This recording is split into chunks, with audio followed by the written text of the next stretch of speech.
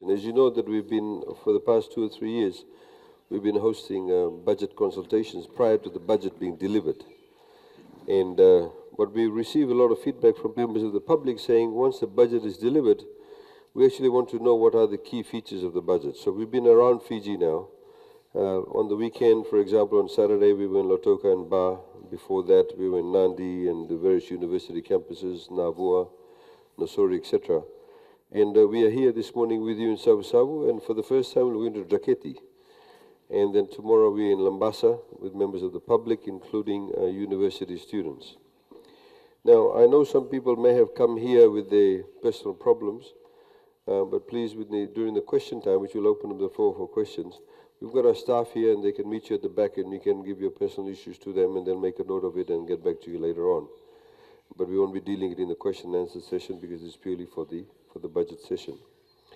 So I'll just do a very quick presentation to you in respect to some of the key initiatives announced in the budget, and also then the issues pertaining to the economy that could be of interest to you, and that will also help you determine why we make certain decisions.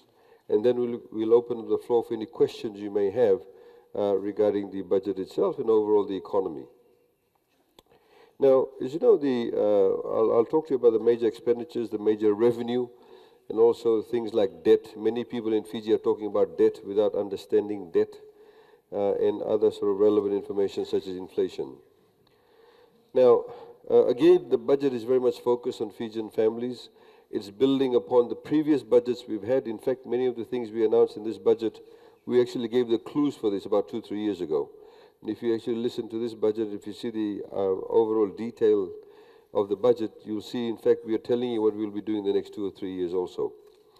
It's building upon huge focus, continuation on infrastructure, roads, water, electricity, education, and of course, social protection.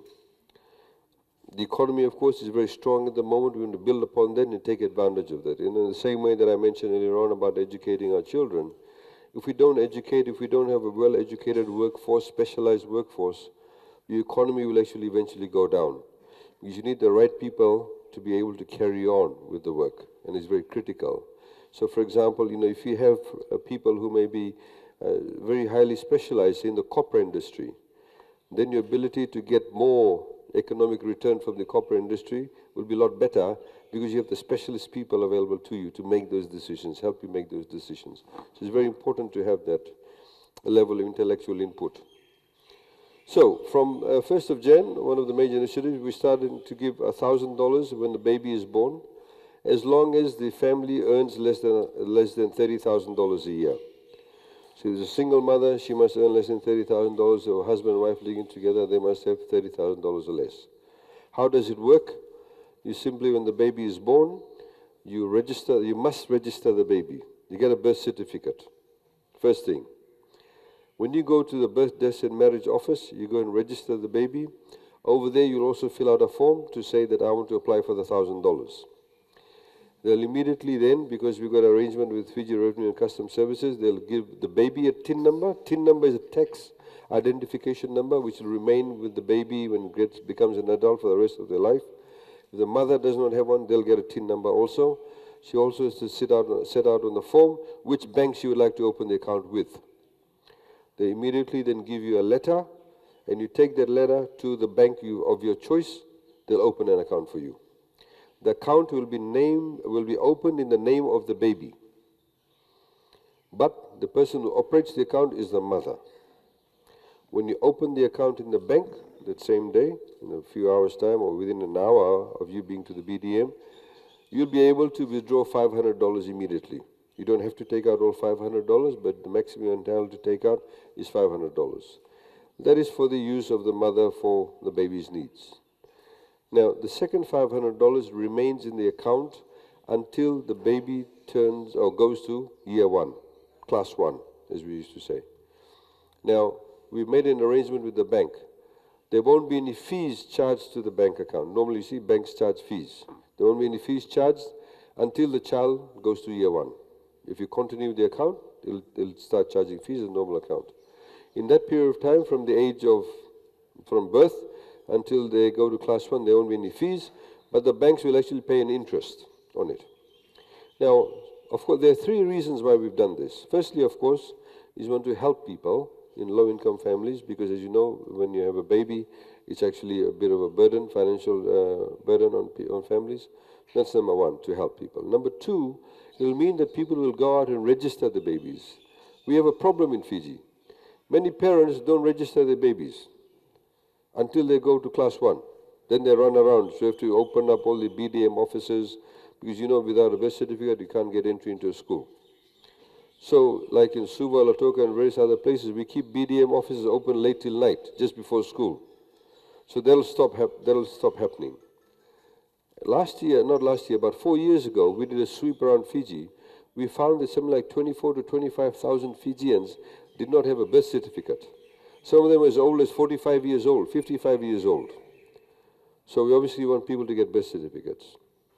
And in that way, it actually helps us to ensure that we get everybody registered. The third reason, of course, we're trying to create a culture of savings. We're not very good at saving money. So when you have an account open in the name of the baby, and you withdraw $500, the second $500 sits there for the next 6 years, we are hoping that, when you have the baby's first birthday, somebody gives some money, some grandfather, uncle, auntie, whatever, you take that money, put it into the account. It's in the child's name. So in that way, we're trying to create a culture of savings. Now that started from the 1st of August. We also have maternity leave that's now gone up from 84 working days to 98 working days. So as you know, those women who are expecting and are working, are pregnant, they're entitled to 84 days maternity leave. They used to be. Now they'll be entitled to 98 working days. So it's gone up by 14 working days. We've introduced 2 sets of new leave, which is paternity leave. This for the first time, paternity means is going to be for the father of the baby. So if the father of the baby, if your wife or your partner is going to give birth or has given birth or is about to give birth, you're entitled to take off 5 days from work, paid leave. So, the whole idea is with a family bond, maybe fathers need to start changing diapers and all of that, to start participating in the upbringing of the child. We've also introduced another new leave, which is called family care leave, which is essentially if somebody is sick in your family, you need to take time off.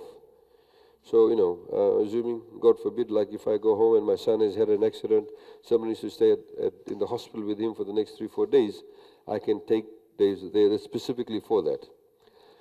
That's not for when I get sick, I take sick leave. This is when somebody else in your family gets sick. So that's 2 sets of new leaves we actually introduced. Somebody said to me the other day, they said, this will mean that most of these people won't be at work most of the time. Well, men can't take maternity leave because men can't get pregnant. So obviously they don't entitle to the 2 additional weeks. But of course they can take paternity leave and 5 days family care leave. What we are suggesting is that now that we are actually being very transparent with leave, hopefully when people are actually at work, they'll say, look, I'm getting all this leave in any case. So when I'm at work, I'll give my 110%. That's the whole idea, so sort of psychology behind it. But to help employers, so employers who actually pay out paternity leave and family care leave, they're entitled to 150% tax deduction. They can claim on that leave that they pay out to the employees. That's to help the employers also. Now, education, as you can see, we've budgeted for education $1.035 billion.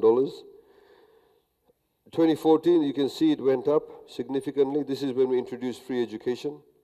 As you know, now education is free all the way from early childhood, primary school, high school.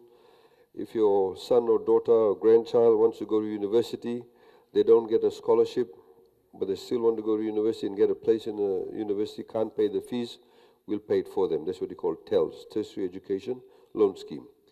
If you come from a low-income family, we also pay their living allowance. Things like accommodation allowance, books, etc., which is by way of a loan, they start paying once they start working. Of course, over here, many schools were damaged also, after Cyclone Winston, which we had to pay for. We still are doing that. Some of the schools are being completed. Of course, Josie, Kenny, and Gita were the 3 cyclones that hit us this year. Some schools got completely demolished in places like Kandavu, which we have to rebuild. Now, I'll show you in the next slide how this $1.035 billion is broken down to. Of that $1.035 billion, $535.4 million goes to the Ministry of Education. Now, Ministry of Education pays for the salaries of all the teachers in Fiji. Even though it may be a school that's run by, say, Methodist Church, Catholic Church, Sanatan Dharam, or Muslim League, or Seventh-day Adventist, or community-run schools, committee-run schools. Even that, we pay all their salaries. There's over 10,000 teachers whose salaries we pay. From here also, you get all the free textbooks, the subsidized bus fares. We give bus fares in excess of $20 million. That's how much we pay to bus companies, just for bus fares alone in a year. Free milk. We also pay for the 13 technical colleges. We run 13 technical colleges. All the funding for that comes from this ministry. We give $123.8 million to higher education institutions. We have what we call an operating grant. Of that, we give USP 33 million, University of Fiji 4.2, FNU, Fiji National University 65.1, and you have Sayed-Khaiyum, Corpus Christi, Fulton College, Montfort Technical Institute, Montfort Boys. This is the one here in Savusavu. We give them $500,000. Montfort Boys Town in Vaisari, 700,000. Sangam Institute of Technology, Vivekananda Technical College. We also give a capital grant to FNU. We're giving $6 million this year to FNU for the Lambasa campus. We're building a new campus over here in Vanulevu. The Sinu campus of FNU is being upgraded, $4 million. This is the agriculture school in Coronivia, livestock shed, veterinary labs, and all that, $4 million. Maritime Academy, $5 million. $90 million is the building of schools that were damaged in the cyclone. We've already spent over $150 million. Now, this is also the national toppers. These are the scholarships we give, the full scholarships. Those people who are on these topper scholarships are the people who get top marks, and they get a scholarship in the selected areas of studies. So most of the scholarships we give are in the science-based subjects. So things like, marine scientists, foresters, people who do engineering, nurses, doctors, town planners, etc., in those areas that we give scholarships for. And then we have TELS. This is TELS. This year alone is $205.6 million, just for people we're paying their university fees for 1 year. So all the politicians who come around saying we'll make it free is a big hoax, big lasu. They can't do it. It's not sustainable. Already the TELS loan is in excess of $700 million. Civil service scholarships, $2.3 million, and other scholarships training, $7.2 million. We have increased the number of topper scholarships from 630 to 950. So these are the people who get the top scholarships. We've introduced a new scholarship scheme, about 20 positions. There are certain undergraduate studies that are not available in Fiji. So for example, if your son or daughter does year 13 and they want to become an architect, there's no university in Fiji that has an architecture course, undergraduate studies. FNU doesn't have it, USP does not have it, University of Fiji does not have it.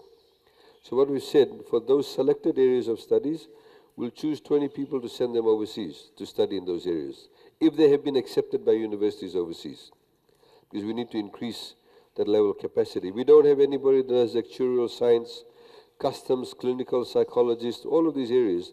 There's no university in Fiji that offers, even town planning degree, nobody offers that. We're also introducing new scholarships for civil servants. We're giving 50 local awards for teachers in service. There are a lot of teachers who are teaching at the moment, but they don't have a degree, but they only have a diploma. So we'll pay for them to actually go and get a degree.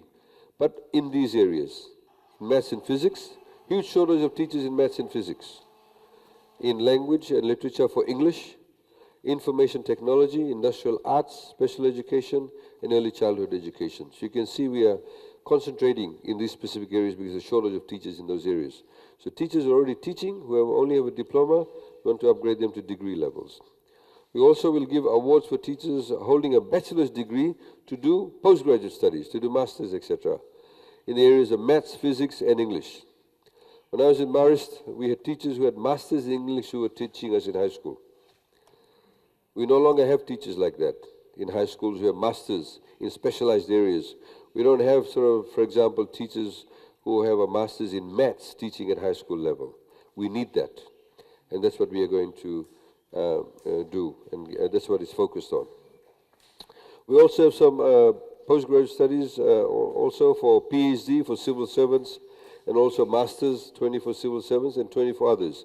So for example, when we say for others, people who may be working in the private sector, somebody who may be, for example, working in, say, Cousteau, in the tourism sector, and is doing really well and can apply for the scholarship in the tourism sector, because we want to have highly trained Fijian personnel who are specialized in these areas, and we lack that.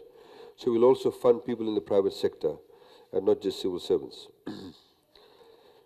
A few years ago, we started, I think about 3 years ago, we started funding people who are disabled people.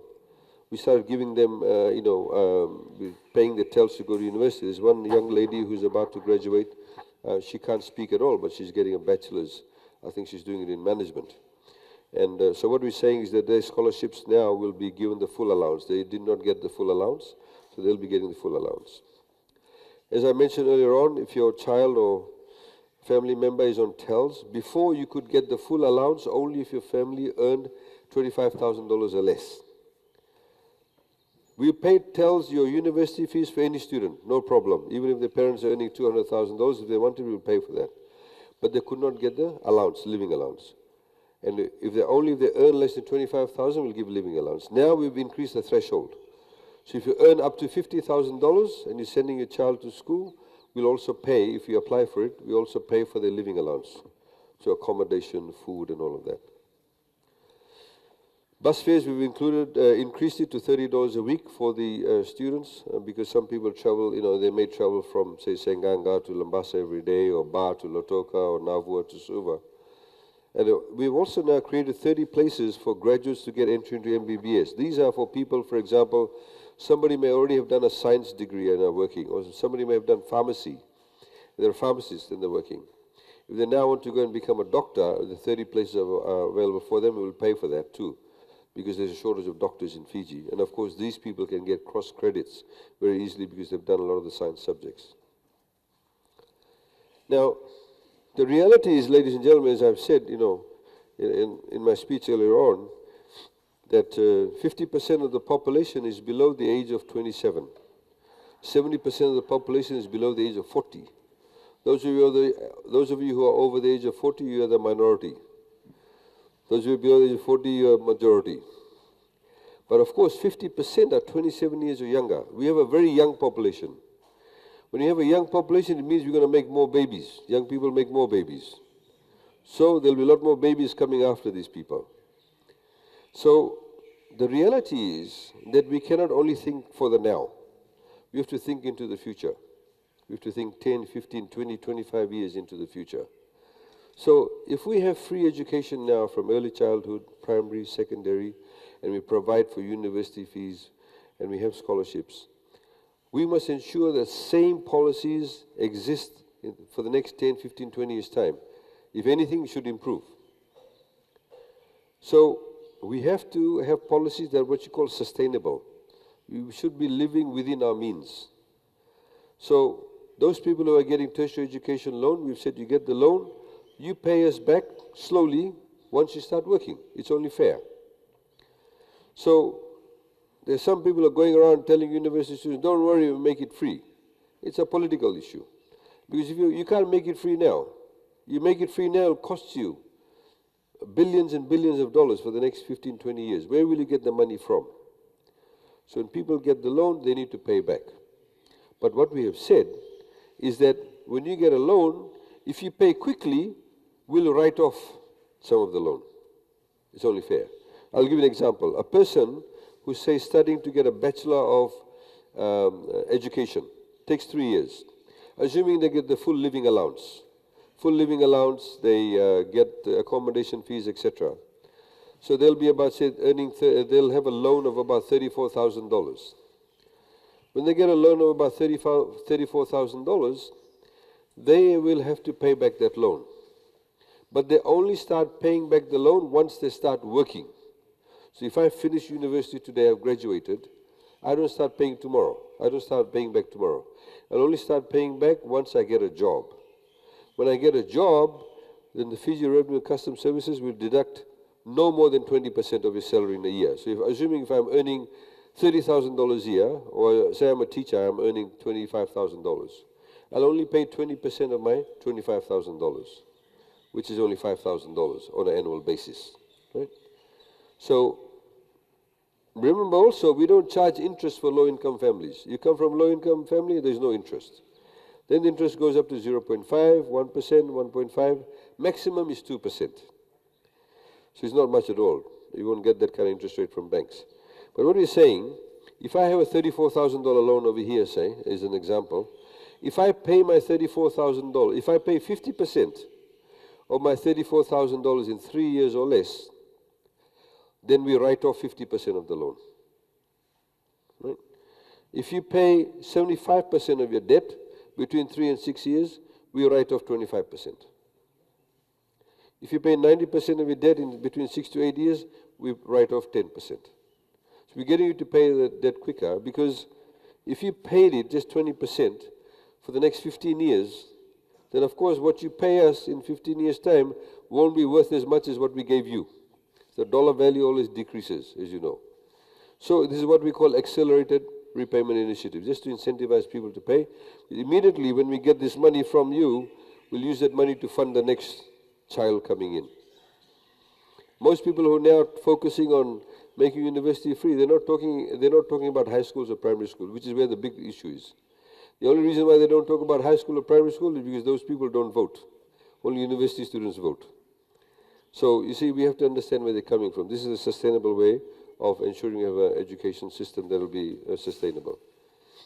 We have set up a new Ministry of Housing and Community Development, budget of $41 million.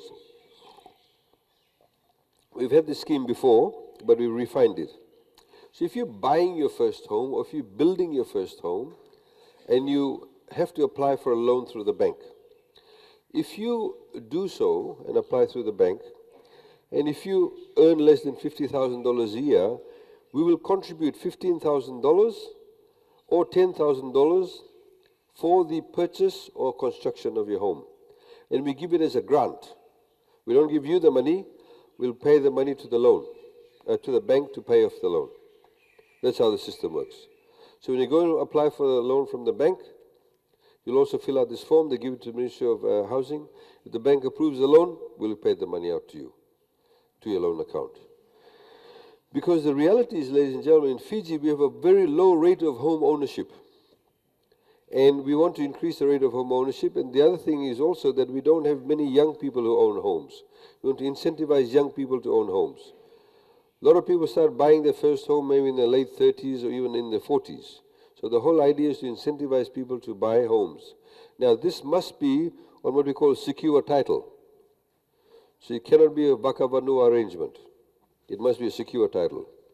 Itaukia lease or government-owned lease or even freehold land. But it must go through the banking system. We did not have this in the last budget because we only used to cater for people below $50,000. Now we're catering for people who earn between $50,000 and $100,000. Because if you have a couple who are two teachers, because the teachers have had a pay rise, now most of them get paid about $26,000 or so. So if you have a couple, they've already exceeded $50,000. So we're catering for them too now. So we contribute $10,000 or $5,000 for the purchase of your home. We're also now contributing for you to purchase your land if you simply want to buy a land. A lot of people, for example, and this is specifically for only Itaukia lease or state land lease. So if I, for example, have seen some Itaukia subdivision and the TLTB is offering to sell me a lease, they say you pay us $12,000, $15,000, we'll give you a lease for 99 years, residential property, and you pay your annual lease of whatever it is, maybe on $1,000 or whatever the case may be, a year. If you earn less than $50,000, you go to simply the legal aid office here in Savusavu, you fill out the form, and they'll send it to Ministry of Housing. They'll do the assessment, and they'll pay the money to TLTB. They'll liaise with you, and they pay the money directly to TLTB.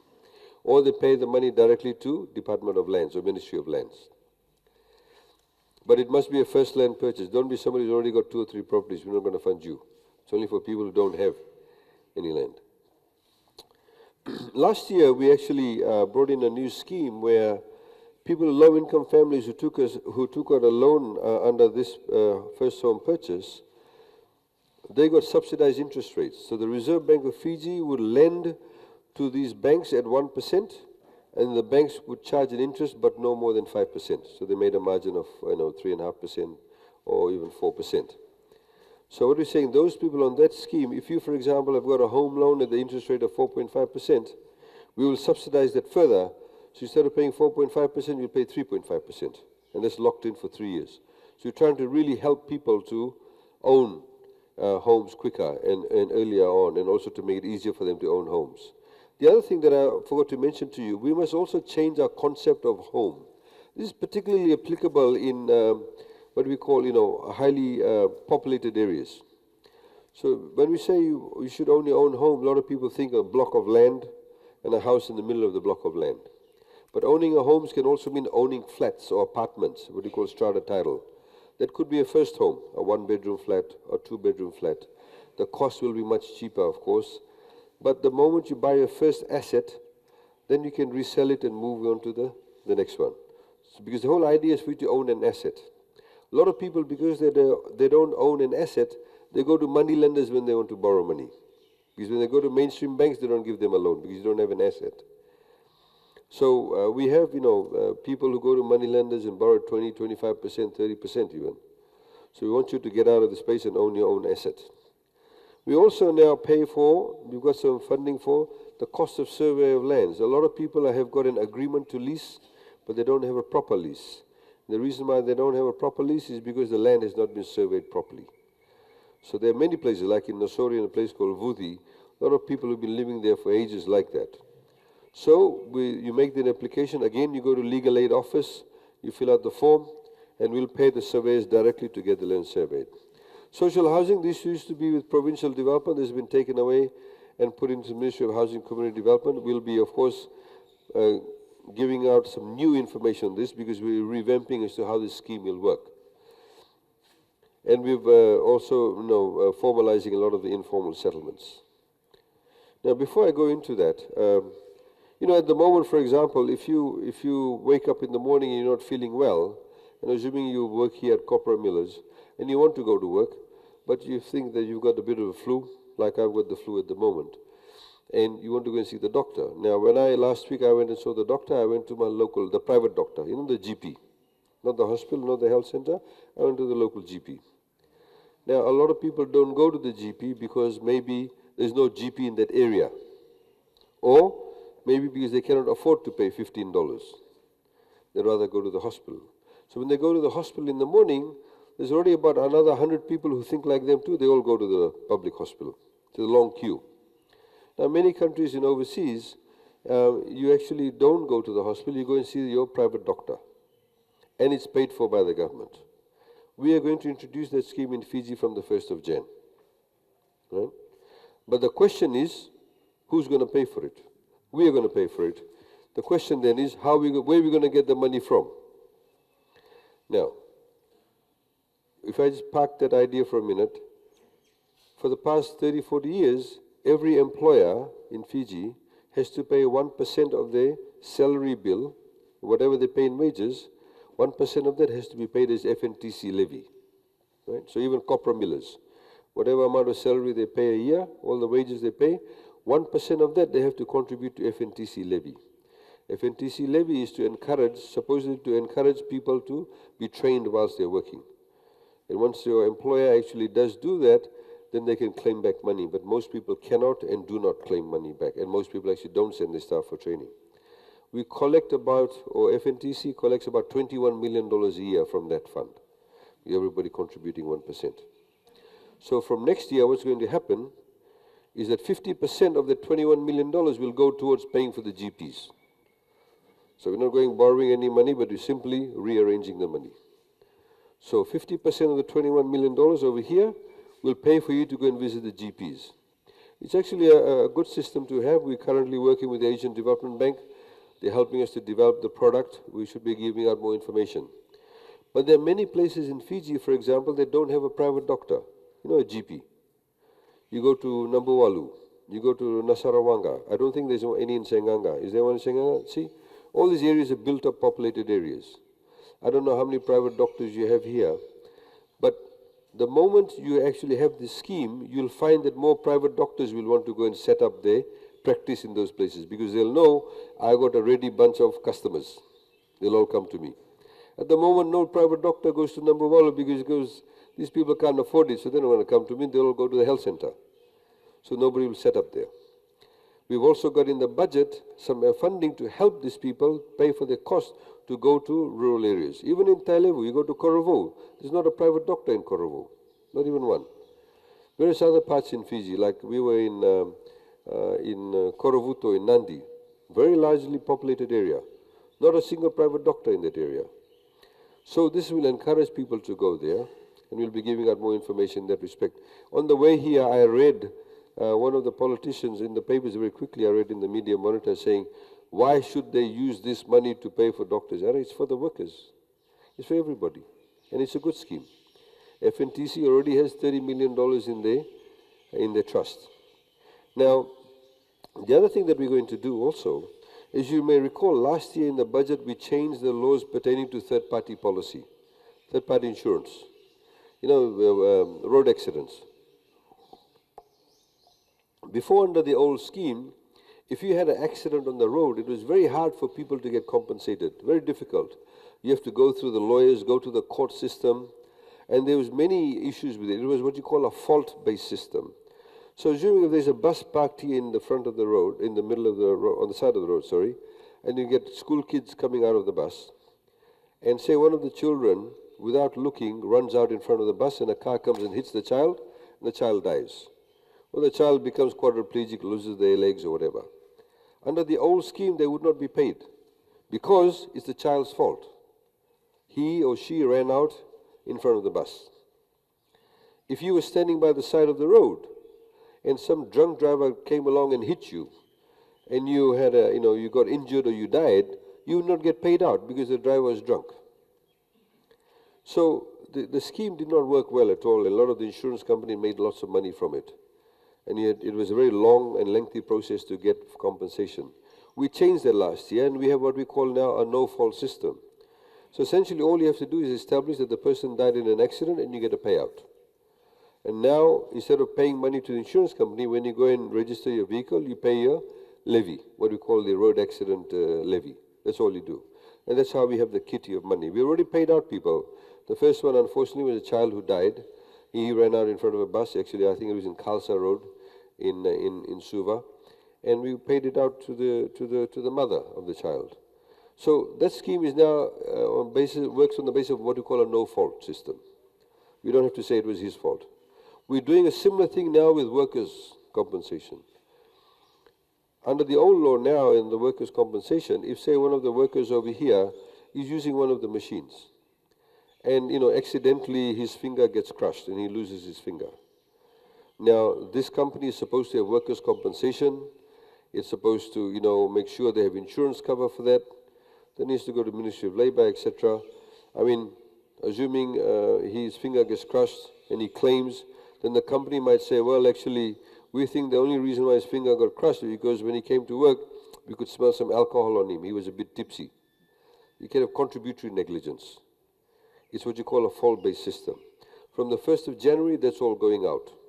From the 1st of January, you at work, you get injured, you get paid out. Simple as that. Or we have to establish that you're at work. There won't be anything like, I think he was a bit drunk, or he was a bit sleepy, he drank too much grog the night before, whatever it is. So, how will we pay for it? 40% of the $21 million will go towards that fund that we'll have for the workers' compensation. It will also cover what we call schoolyard injuries. There are many kids who get injured at school. Now, I'm not talking about somebody falls down and has a cut. I'm talking more about the serious injuries. We find a lot of incidents where kids are playing with pencils, and then the other one pokes somebody's eye and they lose their eye.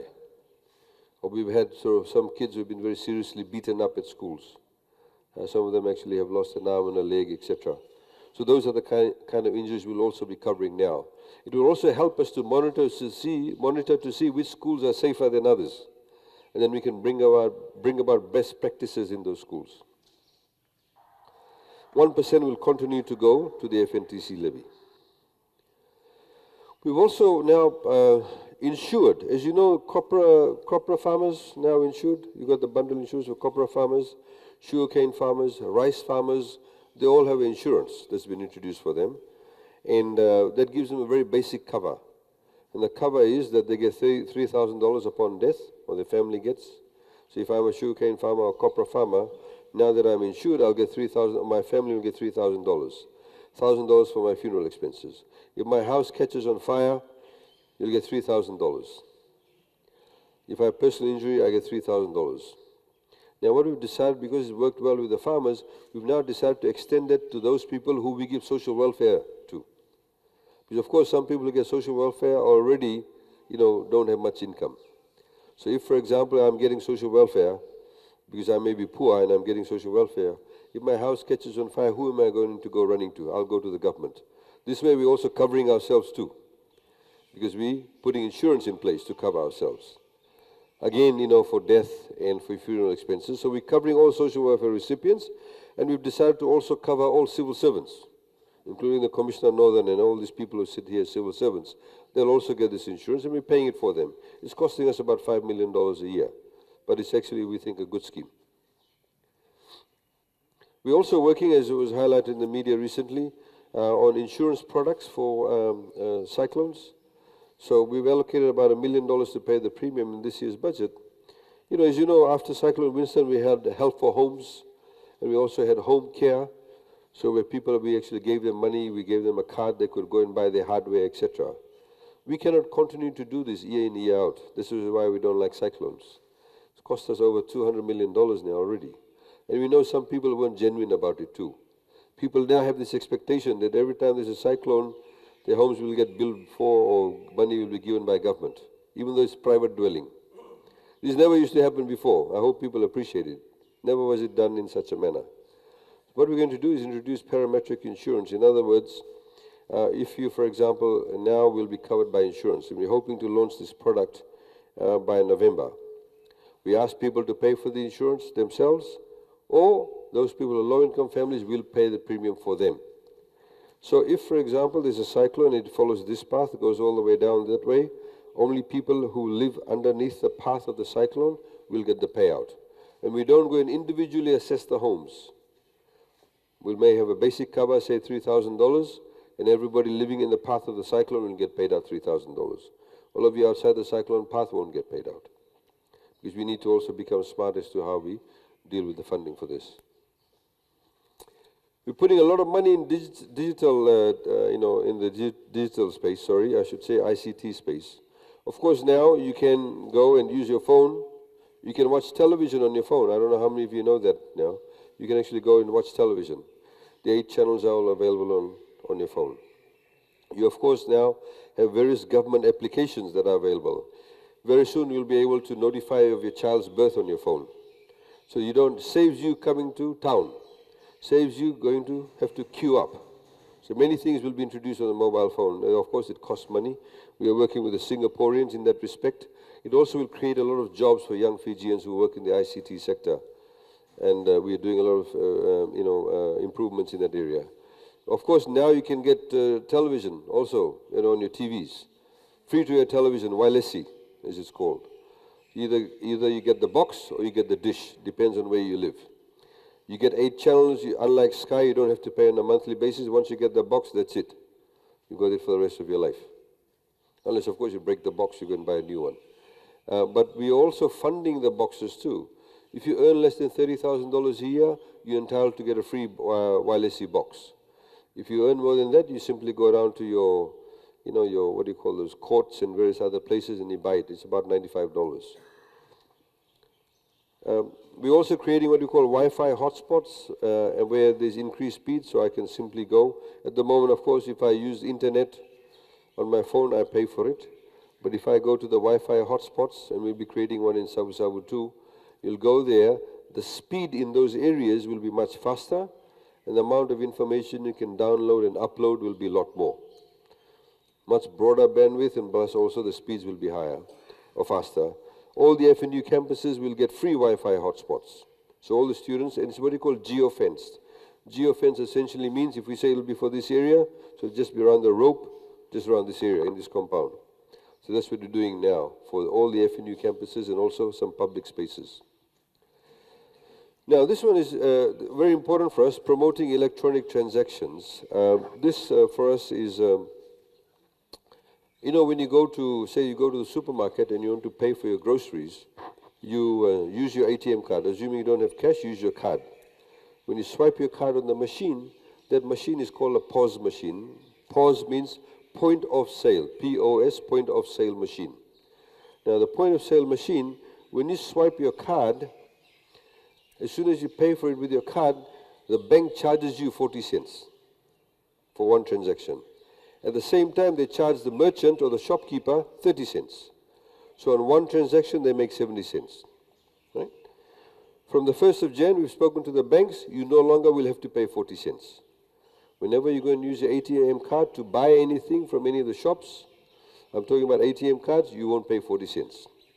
We're also now talking to the banks to help them to reduce the charge that they have on the merchants. So if they bring that down from 30 cents to maybe 5 cents or even 10 cents, and we're looking at subsidizing some form of it, then of course more shops will want to have it. More shopkeepers will want to have it, which is what we want more shops to do. I can walk into a shop in New Zealand and buy a bottle of water with my card. I don't even pay cash. In Fiji, you can't do it. Merchants will say, minimum sale $10. That's what they say. Of course, you want to change that. Now, there's a number of reasons why we want that. Of course, it's easier for you when you have your ATM card. You don't have to carry cash. You can lose your cash, etc. Number two, of course, we want more shopkeepers to have it because we know how many transactions are taking place. We know exactly how much money they're making, so we can give them the right amount of tax, or they pay the right amount of tax. The third thing, of course, is this.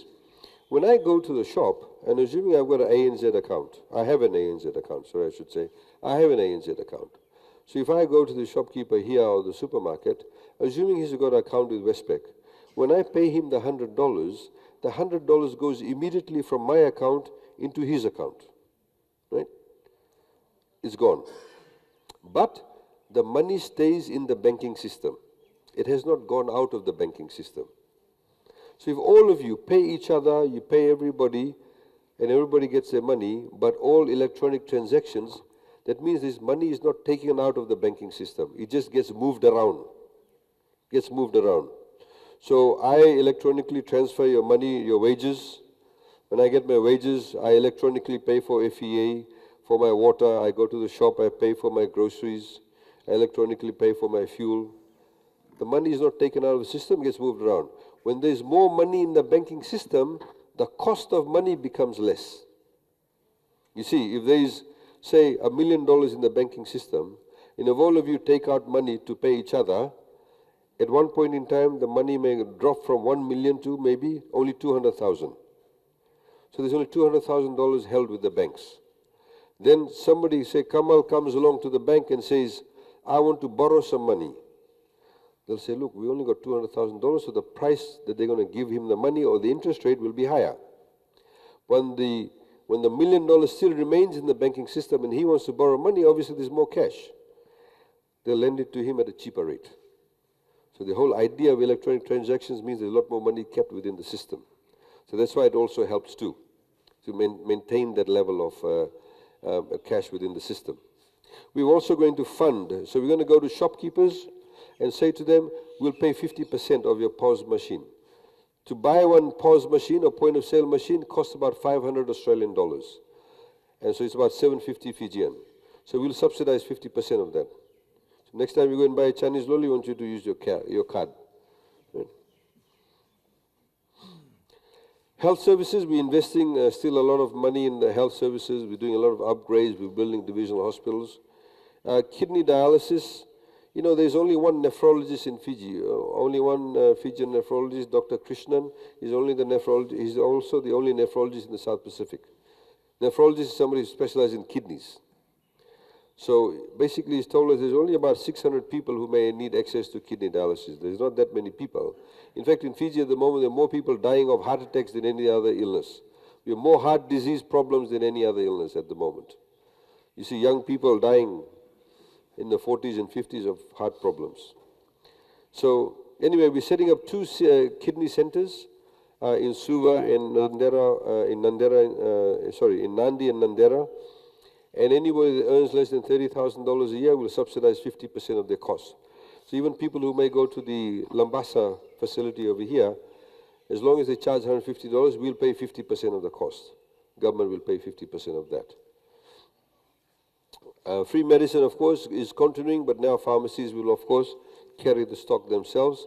We're setting up a new public-private partnership in Ba and Lautoka. Essentially, we've got an arrangement with the FNPF, and we've called for tenders for an internationally certified hospital, medical services provider, to come into Fiji and run Lautoka and Ba Hospital for us, but there's certain conditions attached to it. They must, for example, provide 24/7 open heart surgery facilities. If one of us at the moment, God forbid, has a heart attack now, there's not a single Fijian doctor that can carry out open heart surgery. Not one. Which is really a shame in the 21st century. So many people go to Australia, New Zealand, India if they can afford to go. Of course, government does provide some funding for that too. But we want that facility to be made available. There are some people dying of cancer in Fiji. We don't have chemotherapy available. We don't have oncology services available in Fiji, in the way that modern chemotherapy and oncology must be made available. This is part of the condition. The other part of the condition is they must build a new wing to the Lautoka Hospital, which will include, amongst other things, operating theaters where you have viewing areas so students can come and watch and learn, so we can train our people a lot quicker. There are many specialist areas, specialist doctors we require in Fiji. And we've allocated a lot of funding for them to be hired by us. But not many of them want to come because, there's a shortage of doctors worldwide. But they don't just look at the money. If you say we want a specialist, we went recently, not recently, but 18 months ago to India. They've got very good specialist doctors. But they ask you things like, say, we want you to go to Lambasa. They'll say, what's the nightlife like in Lambasa? Is there a theater there? Are there movies? Is there international school so my children can go to the international school? So people look at those things. Imagine if I ask them to come to Savusavu. What will happen? So, see, these are the kind of things that we have to take into consideration. So we have to bring in people that can provide us or leapfrog, fast-track those things. In the meantime, we must identify good Fijian doctors and start training them also. So in about 10, 15 years' time, then we'll be able to have our own people who can do that. Just because I've become a doctor today doesn't mean I can cut him open and play around with his heart and shut him down. You have to have 10, 15 years worth of experience to be able to do that. Ministry of Sugar, of course, we're continuing with our subsidy. It's very important to continue with that. We have continuously said that with the sugar industry, like with many other agricultural sectors, we have to look at what we call the input cost. Some people, of course, are going around Fiji saying that we'll give $100 a ton. There's no point of getting $100 a ton if for you to produce the ton of sugar will cost you $90. Your margin is only $10.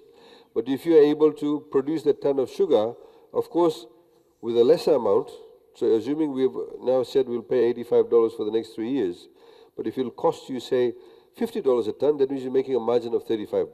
So the margin is what matters. We've also said we're setting up a stabilization fund working together with FSC, where the sugarcane farmers are now assured of $85 per ton for the next 3 years. Now, we no longer get subsidies from the EU because the EU has decided to not give subsidies anymore. They decided this about 10 years ago. The cutoff time started last year. So none of the African countries, Caribbean countries, nobody gets it. So it's subject to world market price. It's with Copra. We have got a stabilization fund for Copra, of course. It's about $1 million we give for Copra. That's how. If you're completely subjected to world market price, it changes all the time. 1 year you can get, say, $25. The other year you can get $75. 1 year you can get $5. So stable. Sorry?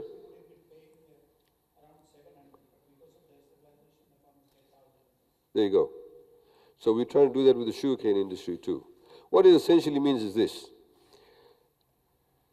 If we sell sugar at the world market price, say FSC, say they may get 1 year, say next year they may get, only $50. But even though FSC will get $50, they'll pay the sugarcane farmers $85, because they've said you'll get 85. The difference of the 85 and the 50 will come from the Sugar Stabilization Fund. The following year, they might get $110. You still get $85. With the balance of that, they'll keep it in the stabilization fund, so next time the price goes down, you still get $85. That's what a stabilization fund essentially does. Ministry of Sugar is getting additional $96.8 million. This is very exciting, you know, the $1 million for the goat meat industry. Many people now in Fiji, of course some people in the rural areas don't do it, but many people in Fiji, when you want to eat chicken, you can buy number 11, number 12, or whatever it is from the supermarket, right? You go to the supermarket. That's what you do. Now, the only reason why we're able to do that and we become self-sufficient in the chicken meat, or what we call the poultry industry, is because of two companies, well, one company in particular, Crest. Crest and, of course, now Rooster. They've changed the entire way that we view chicken meat, the way we consume chicken meat. Many people don't even know how to clean a chicken. I remember as kids we used to do that. Somebody goes and kills the chicken, you pour hot water, then you pull out the feathers and all that. Now, of course, you simply go and buy it from the supermarket. Now, we need to do a similar thing with the goat meat. Because you see, with chicken, now, the way the system works is, Crest does not grow all the chickens. Crest actually grows some of the chickens. They farm out, so they go to a villager, they go to a farmer, or whoever else it is that's interested. They say, look, we'll give you 1,000 chicks, or 100 chicks, or 500 chicks, 2-3 day old. You grow it for us, and after 36 weeks, we'll come and buy it off you. And that's how they farm it out. But they are the ones responsible for the slaughter of the chickens. They clean it, they pluck it and what have you, and then they freeze it, they package it, they freeze it, then they sell it. So we don't have an organized structure to the goat meat industry. We don't even have a goat meat industry, frankly. So most people who in Fiji who are non-vegetarians, they all eat goat meat. Goat meat is a lean meat too. It's a healthy meat actually. Very little fat in it. So we're trying to get that organized in that structure. There is one farm, for example, in between Ba and Tavua. They already have 1,000 goats, but they want to have a slaughtering place. They said they've got kids. You know, kids are small baby goats are called kids. They said we can go and give 5 kids to a farmer and say to him, look, we'll give this to you. You raise the kid for us, and we buy it from you at this set price. So they buy it from at that price. They clean it, they kill it, they clean it, they freeze it. You go to the supermarket, you can, with your chicken, you can buy a goat meat too. That's what we want to do, be in that space. At the moment you want a goat, somebody sends a goat from Lambasa or Kandavu or wherever. We want to get out of the space. Civil service reforms are continuing. Of course, civil servants now also get assessed on individual performance, and they'll be going through that motion. They'll get paid out in around about January of next year, and we'll be backdating it to August. The people who work for provincial councils and Itauke Affairs Board, they are not, technically speaking, civil servants, so their salaries had not been reviewed. They've been reviewed and brought in alignment with the civil servants, so they're getting a pay rise, so we've increased the grants to these organizations also. STT and ECAL, this is Service Turnover Tax and Environment Climate Adaptation Levy. ECAL stands for that.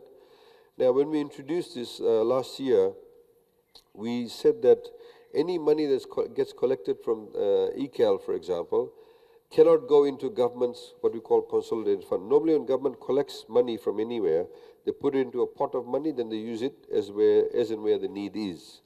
But the money by law now, which we put in place a new law, all the money from ECAL can only be used for environment and climate adaptation measures. So every single cent we have to account for, and we have to publish. So this is what we published. You'll see this in the airports and various other places. You can know exactly how that money has been spent. It can only be used for environment-related matters, including things like rural electrification, using solar energy and all of that. So you only pay STT and ECAL when you go and stay at a hotel, when you go and use a rental car, if you go and drink beer at a pub, if you eat at an expensive restaurant, or if you go and watch a movie. That's when you pay STT and ECAL. It's not applicable on any other product. But what we've said now is that should those businesses, any of those businesses, make less than $1.25 million, they no longer have to pay STT and ECAL. So we've exempted them. So you may have a small pub here in Savusavu that may not make that much money, so they no longer have to pay STT and ECAL. I may have, for example, 4 or 5, bedroom motel, and I no longer will have to pay STT and ECAL because I'm making less than $1.25 million. Essentially, we collect this money from the tourists. As I said, 150% tax deduction paternity and family care leave, which I talked about later. Now, if anybody, for example, if you're an employer now, and if you train your staff, if you send them for some sort of training, etc., you can claim 150% tax deduction as part of your training program. So we're incentivizing employers to train, give on-job training, and constantly upskill their staff. If your company carries out research and development in ICT, information communication technology, and renewable energy, you get a 250% tax deduction. We've also increased the scope of ICT. ICT is a big space, a big area for us, a lot of jobs. We, for example, have a company in Lautoka.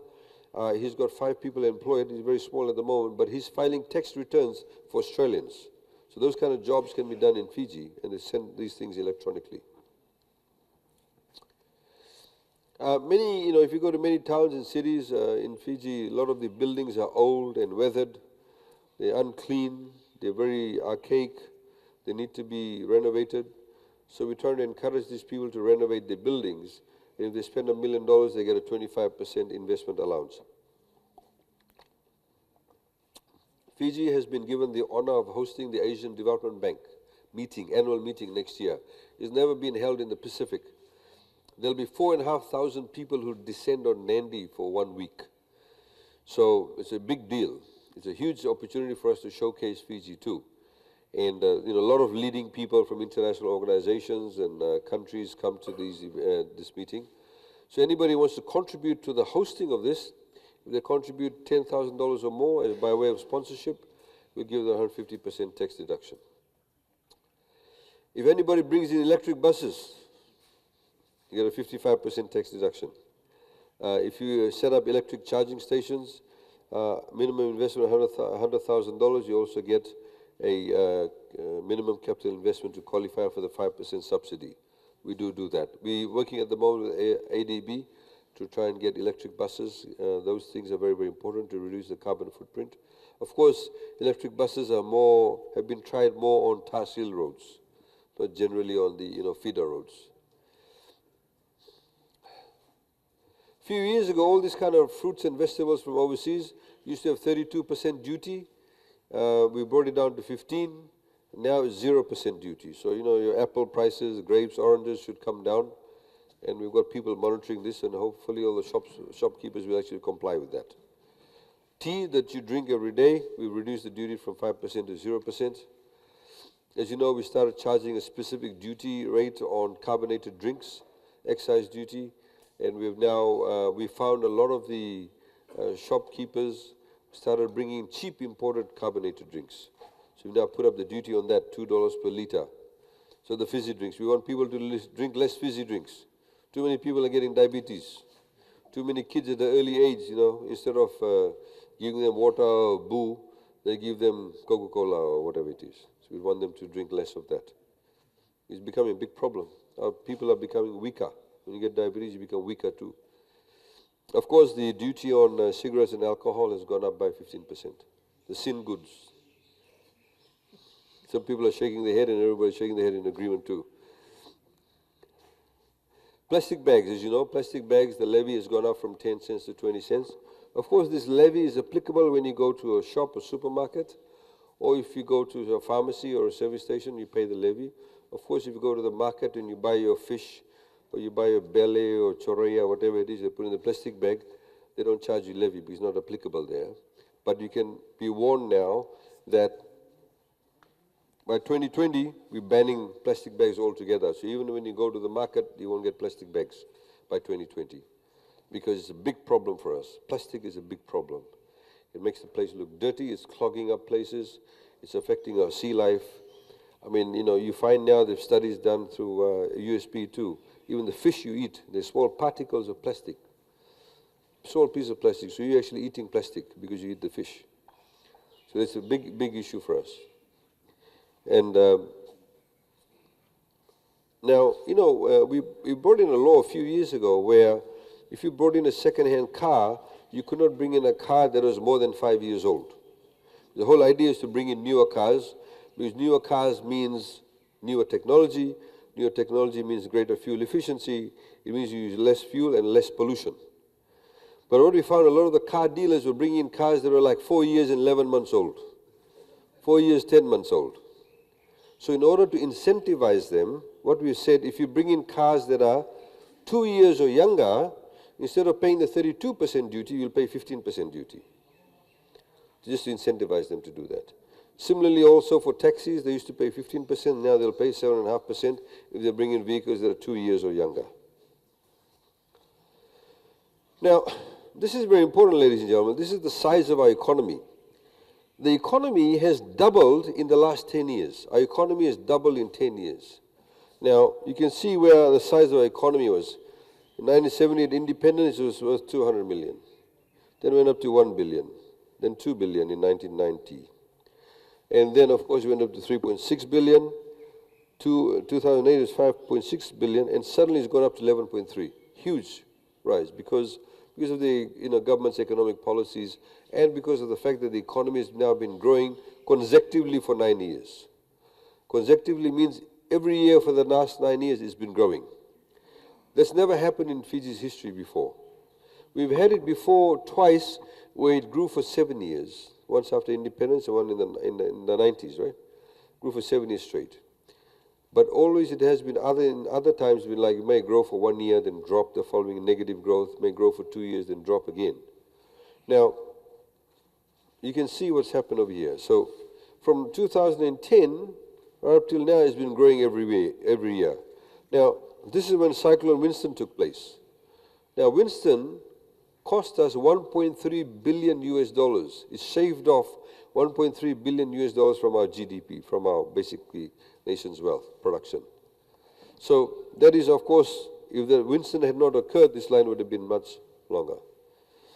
We projected to go for another 3 years.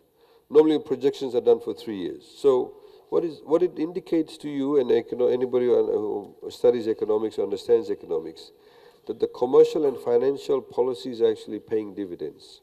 And that is leading to long-term sustained growth, which is very critical if we want to grow deep wealth in the country. We need to grow deep wealth in Fiji. What I call deep wealth is that you can withstand any sort of hardship that comes along. So if you grow deep wealth, then you can sustain losses like this. So even though Winston came along, we actually grew still at 0.4 because we put in place certain policy measures that made us grow. Now, as a result of this, what's actually happened, it's created 40,000 new jobs in 5 years. Our unemployment rate has dropped to 4.5%, the lowest it's been in 20 years. You can see the job advertisements has gone up. They do a survey of job advertisements. Look at the number of new FNPF membership in 1 year. Last year it was 20,795 new memberships. Normally, new membership at FNPF indicates a new employee, right? So when you start working for the first time, you get an FNPF number, account. 2016, 20,553 people joined. So the net number of compulsory membership was 13,000 because these are the people who withdraw the FNPF completely. Some people when they retire, they take out everything from the fund. So this is the result of the 9 years of growth and of course the confidence in the economy by the private sector. Now, a lot of people talk about inflation, but we need to understand what causes the price of things to go up and down. Now, the example I've been using, and my staff must be sick and tired of me hearing this. I'm sure they'll get sick and tired of me speaking, but I'm saying the same things over and over again. Everybody in this room eats roti. Everybody in this room eats bread. Everybody eats panikeke, bambakau, scones, cakes, gulgula. Every single thing that I've just mentioned, all of these things are made from flour. Where does flour come from? Wheat. Where does wheat come from? Australia. Mr. Rajesh Punja is here from Punja and Sons. His company and FMF are the only two people in Fiji that make flour, right? So they make flour from wheat. They buy their wheat from Australia. We price control flour. So they buy their wheat from Australia, say assuming, just hypothetically, they buy it $1,000 a ton. They'll bring it into Fiji, they make the flour, then they want to sell it to the supermarkets, And then he comes to the Commerce Commission, Fijian Competition Commerce Commission, and he says, look, this is I bought it $1,000, this is my cost input, and then they negotiate and they get a price. So he sells it maybe at 3-4% margin to the supermarket. Then the supermarket, we price control that also. So when he wants to sell, then the Commerce Commission comes there, they price control it, then they sell it to you at one price. We price control rice, we price control cooking oil. All these things are price control items.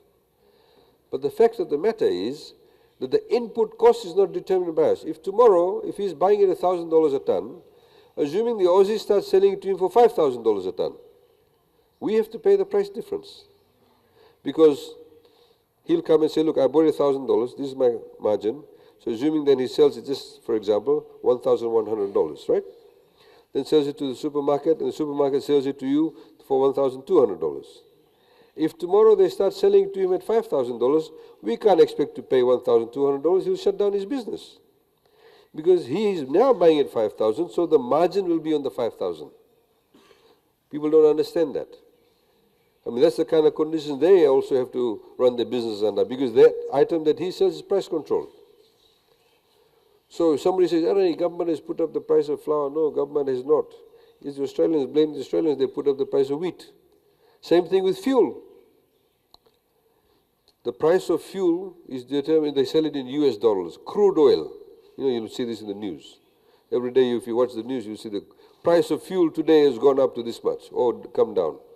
Only a few months ago, the price of crude oil was $38 a barrel. Today it's sitting at 62, 63 US dollars a barrel. In 2008, it was about $140 a barrel. So the price of fuel, crude oil, gets affected by various things, completely out of our control. Yes, we control it once it lands in Fiji. We then price control it. But whatever price it lands at, we have no control. Only after they start selling it in Fiji, then we price control it. The price of fuel will get affected by what Donald Trump is saying. Maybe there's a war in the Middle East. And normally, those of you who want to follow the price of fuel, when it's winter in Europe, or winter in USA, winter in Northern Hemisphere, the price of fuel will generally go up. Because there's more demand, more people want to keep warm, more Europeans, North Americans want to keep warm. So because there's a huge demand, the price of it will go up. Generally in the summer, the price will come down, if the other constant remains steady. So you see, these are the things that actually affect the price of goods in Fiji, because we are essentially an importer of many things. We don't have fuel. We don't have oil in Fiji. If we had oil in Fiji, it would be great, but we don't. The same thing with cyclones. A small bunch of bananas in Suva after Cyclone Winston normally cost $5, and after Winston cost $20. Yongona, $200 a kilo. Today is $140 a kilo, but still expensive. Some people still drink it at the same rate. Right? It used to be before Winston about $70, $80 a kilo. So you see, these things are out of our control. Long beans in Suva was costing $5 a bundle after Winston. Normally you buy it for $2. So the Reserve Bank measures inflation. When they measure inflation, they look at what we call everyday usage items, your groceries, etc. Of course, kava is an everyday usage item for most people. So it's factored into the inflation cost. If you look at inflation in 2015, inflation rate was 1.6%, of which kava, tobacco and alcohol was 0.6%. The other items were 1%. Look at 2016. Inflation rate was 3.9%, but alcohol, tobacco and kava was 2.7%. Majority of 2/3 came from only these three items. And of course, the others was 1.2%. Look at 2017, 2.8% inflation rate, of which 2% came from these three items. Only 0.8% came from others. Of course, now it's changed. You see, it's 4.6% as of June 2018 for 6 months. Of course, that can change at the end of the year. But you see, 2.9% has come from other things other than these three items, because the price of fuel has almost doubled. And of course, it'll affect Fiji Airways and airline companies too. The price of fuel goes up, of course, the cost of running the airline becomes more expensive. Cost of flying the flight to Savusavu becomes expensive. So people complain and say, oh, airfares may have gone up, but that's the reality. The same way, cost Justin more to produce pearl, he's not going to keep the price of pearl down, he'll pass it on to the customer. So we have to understand how inflation gets affected. A lot of people don't understand about foreign reserves. Foreign reserves is very important. Just putting it very simply, when we buy things from overseas, they don't sell it to us in US dollars. When this truck has come from Japan, you have to pay Japanese yen for it. Right? Most of the things that you have comes from overseas. This walking stick, the steel, is made from overseas. The watch people are wearing comes from overseas. The shirt that you're wearing may be sewn in Fiji, but the material comes from overseas. This thing comes from overseas. This comes from overseas. The steel comes from overseas. That screen comes from overseas. Some people have got gel in their hair. The gel is made overseas.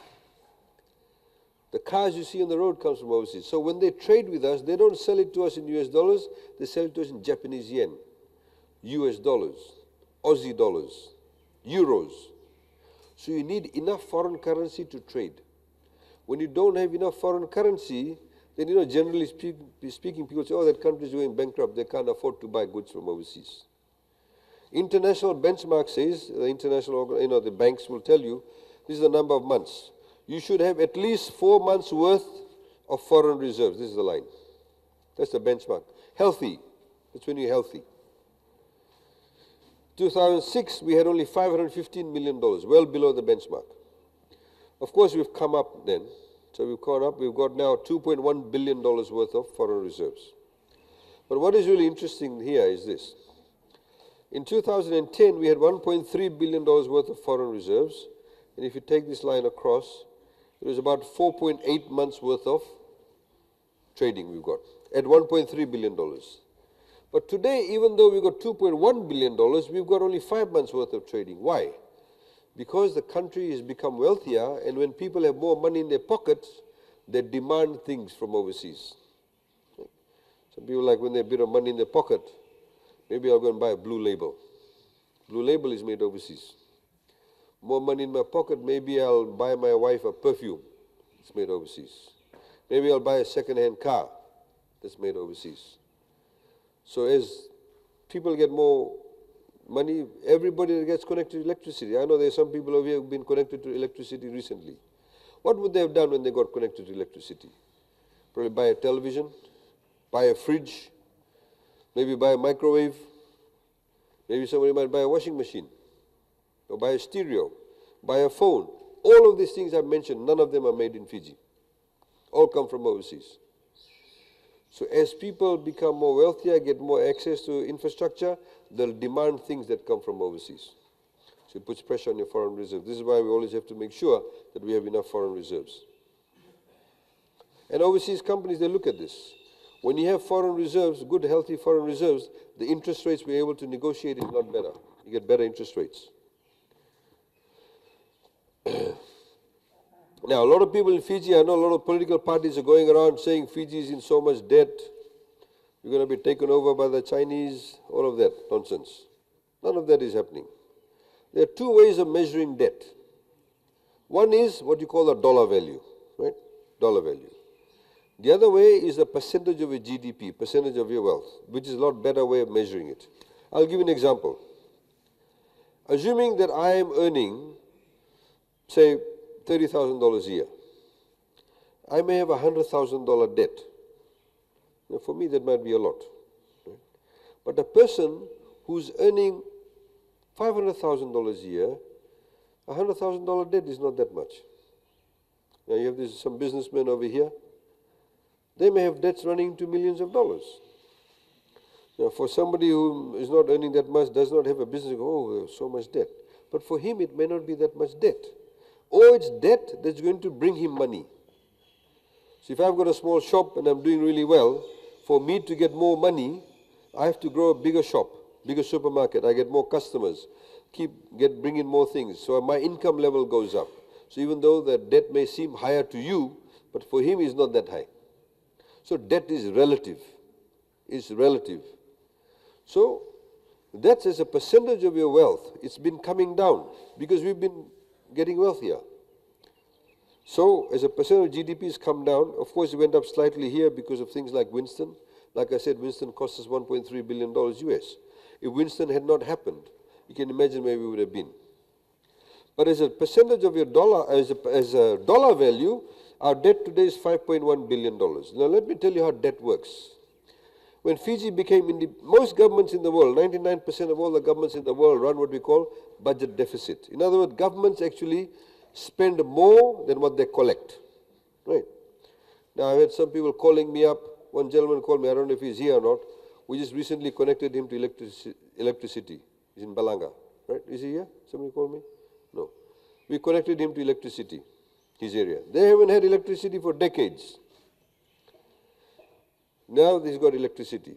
But he's been calling me up saying, "Has you got the electricity?" He says, "Yes." He said, "But." I said, "What's the but?" "Can you build a road? It's on a private land, but build the road for us because we can't access our house properly." No, that's a private road. You know the guy I'm talking about, right? Now, assuming we build that road, what are we getting in return? If he's a businessman, he's not going to go and invest somewhere if he's not going to get a return. You invest to get something back, right? Money terms. But as governments, we never get money back. But we facilitate. So we have to provide people with electricity. We have to build roads. But we have to do it within our means. We cannot, that's why you cannot do it all at once. You have to do it on a sustained basis. So there's a demand for it, we have to expend the money for that. So that's why governments generally run deficits. So the Ratu Mara government borrowed money. They were there for 17 years. They borrowed money from different organizations overseas, and of course from within Fiji too, from FNPF and various other organizations. Then you had 4 weeks of Dr. Bavandra government. He would, as a government, pay the debt of the Ratu Mara government. He was only there for 4 weeks, unfortunately. He may have actually incurred some debt in that 4 weeks. Then, of course, you had Rambuka came along in 87 with 2 coups. He was there from 87 up to 1999. Excuse me. He would have incurred debts too. In fact, lots of debts, including the losing our national bank. But he would have to pay the debt of the Bavandra government and the Ratu Mara government. Then you had the Chaudhry government. He incurred debts too, his government. But he has to pay the debt of the Rambuka government, Bavandra government, Ratu Mara government. Then you had the Garase government. They borrowed money too. Pay everybody else's debt. By this stage, probably a lot of the Ratu Mara debt is being paid off because governments borrow for generally 30 years. Then, of course, the Baini Marama government came in. They incurred debts, but they pay everybody else's debt. Then, of course, you have the Fiji First government. They incurred debts and pay off everybody else's debt. When the Baini Marama government was appointed, there's already a debt of $2.8 billion from the previous governments. Okay? $2.8 billion from the previous governments. That's the debt they inherited. Of course, they've also accumulated debt. $3.3 billion. So today our debt sits at 5.1 billion Fijian dollars.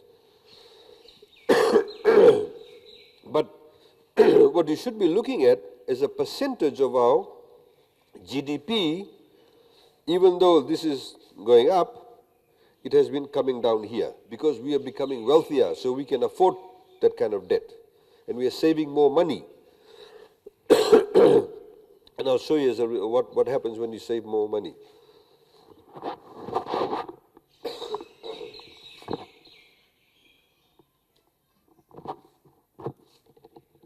Sorry. Now, like I said, many governments in the world incur debts. Let's look at other countries.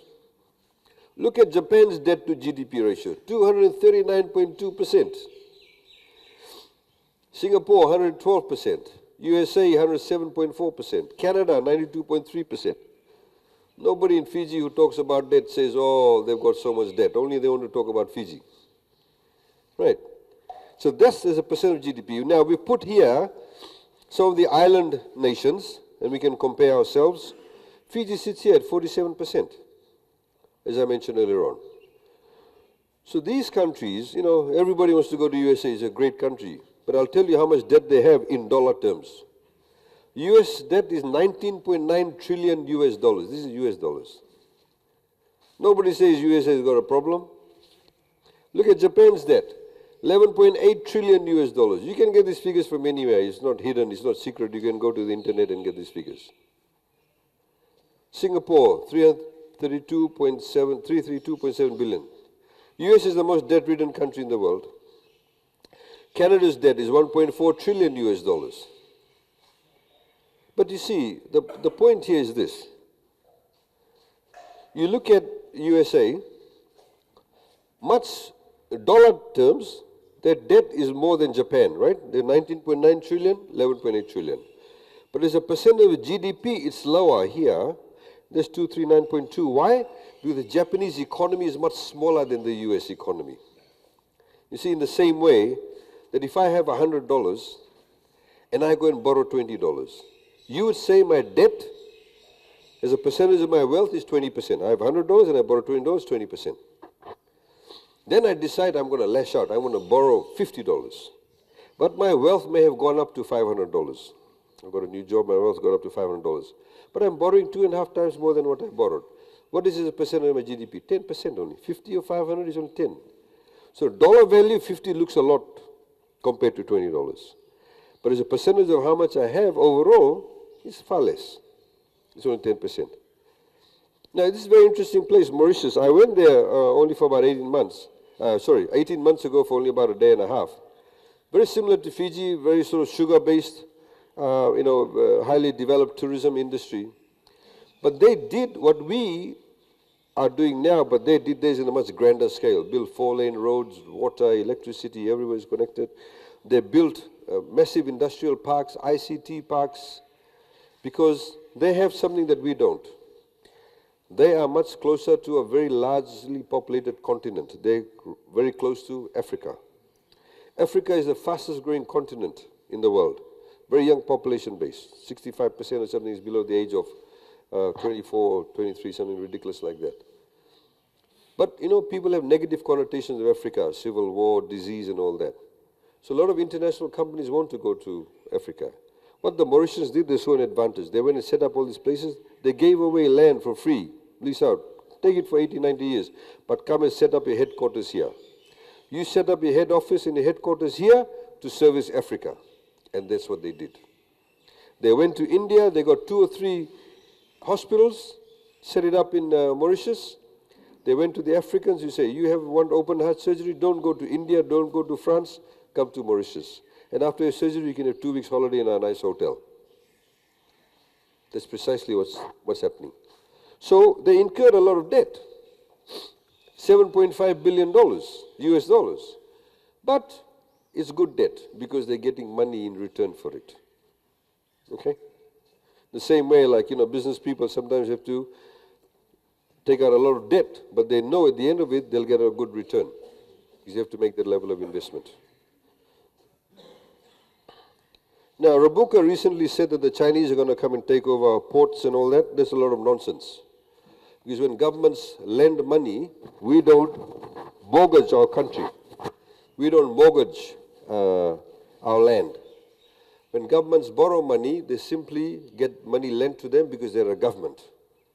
They simply give a government guarantee. I talked to you about all the debts, Ratumara government, Babana government, Rabuka government. We've never defaulted on any loan because we have to pay the debt of the previous government. It's not the Ratumara government debt, it's the Fijian government debt. So we have a legal obligation to pay.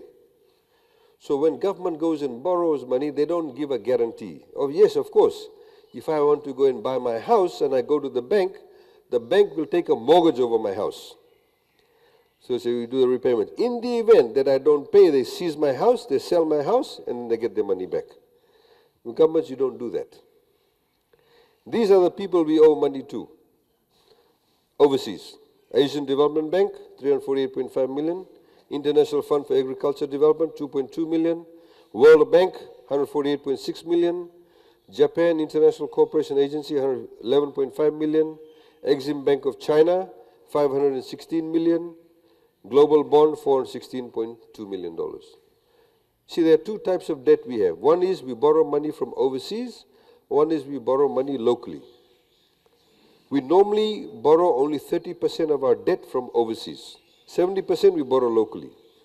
So all of this combined gives us about 29.7%, nearly 30%. So I'll tell you what were the monies for borrowed from the Exim Bank of China. The last time we borrowed from the Chinese was in 2012. Now we borrowed the money for, there was a small debt. The Garase government had taken out the first loan to build the ICT building in Suva, behind the government house. But since then, the Bani Marama government has borrowed money from the Chinese, Budabair Tahsiling, Namol Draketi Tahsiling, Sawani Seria Tahsiling in Naitasiri, Valley Road, West Bank, Singatoga, Tahsiling, Moto in Ba, Tahsiling and building with a nice big bridge, Rewai public rental housing flats, and in Tadirua Heights, the Housing Authority subdivision. 7 projects. They're the ones we borrowed for. We did not say to the Chinese, you come and tahsil the number 1 Raketi road. If we don't pay you, you can take over the road. Of course not. So they of course can't take over anything. So that's the situation with our debt.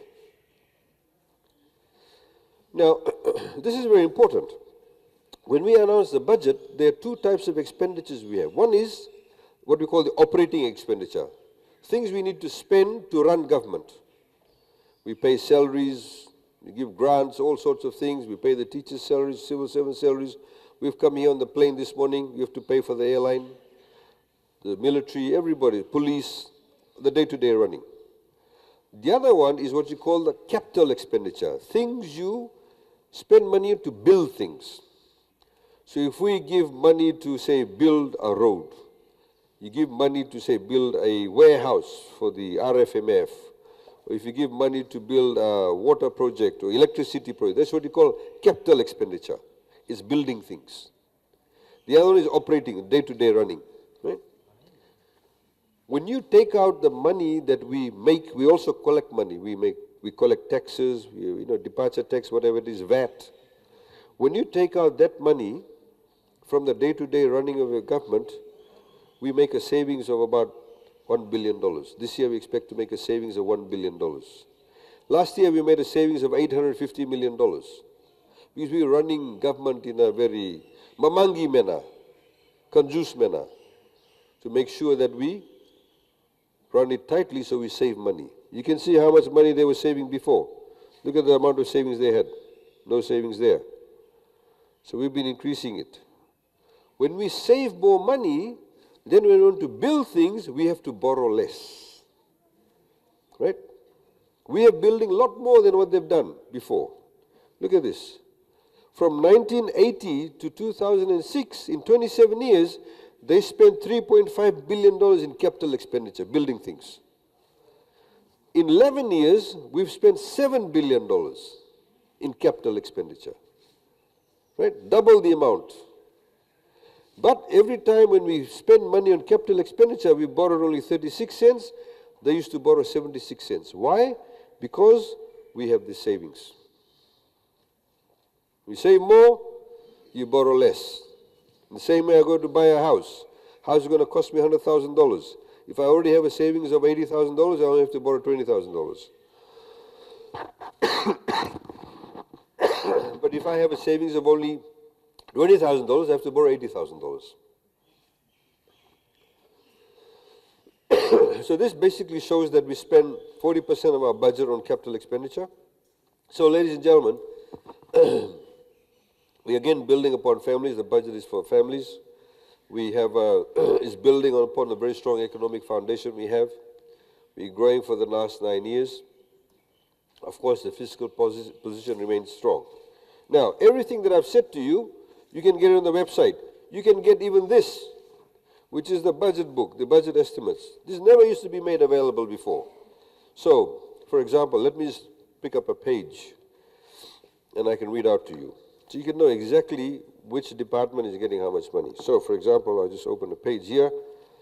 It says, Ministry of Housing, Community Development, Program 1, Activity 1, Policy Administration. It says, okay, in this department, they're getting $633,589 paid as salary. FNPF is $63,000. Overtime, $5,000. Allowance, $5,000. Then they have fuel and oil expenses, $29,300. Every single item is here listed. You can go and see this yourself. If you're interested in any particular ministry, you can go and see how much money they've been given to spend. Every single thing is there. Then, of course, you have the rural electrification projects. We're spending over $50 million in rural electrification. So this has got listed, for example, over here. Where are the places that will get connected? So you've got one Northern Division? Okay, so Northern Division over here. You got any in Savusavu? I can't remember anything in Savusavu. Okay, it says here, Abua Selman Lambasa, number of applicants 6, cost is $79,000. Malanga Settlement, Tavuni, 15 people, cost is $137,000. You have got Draketi, Lutukina Settlement, Draketi, 42 applicants, $231,000. Every single expense, everybody's going to get connected to the electricity has been listed here. So you can go and check this if your place falls within this area. I've had people call me up previously saying, hey, my village is listed there. When is the electricity coming? That's a level of accountability. You have that. You, of course, then have the water authority, which village, which settlement will get how many water tanks, where all the major works. Then, of course, you've got the Fiji Roads Authority, what they'll be doing. And you'll get all of these books on the different areas. This is social services, infrastructure, economic services, general administration. All of that is there. We actually put this out in the Fiji Sun after the budget came out. And you should have got it if you bought the Fiji Sun. But we've got some of the packages there for you. If you want to take that home with you, it's just out there on the table. And we've also got the ECAL pamphlet for you. So, ladies and gentlemen, thank you very much for your participation. I'd like to now open up the floor for any questions you may have.